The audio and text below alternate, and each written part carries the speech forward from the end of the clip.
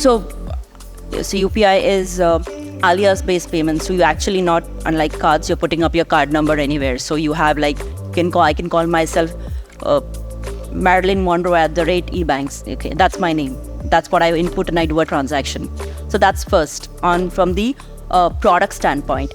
And all payments in India are mandated for two-factor authentication. So it's like what you have, what you know. So it's applicable to cards, debit card, wallet, and everybody. And so UPI is no different. UPI is also two-factor authentication. What you have is, of course, your phone. So there's a device binding process which is enabled on the phone, which is undertaken by the PSP, which is a bank who sponsors the fintech or maybe the app. So that's the first factor of authentication.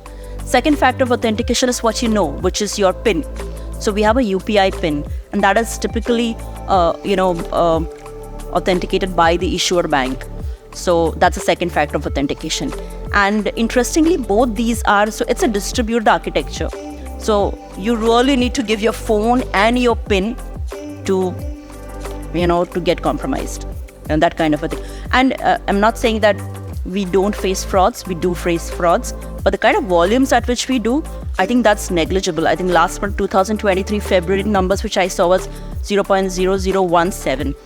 So it's percent. So it's really, really low.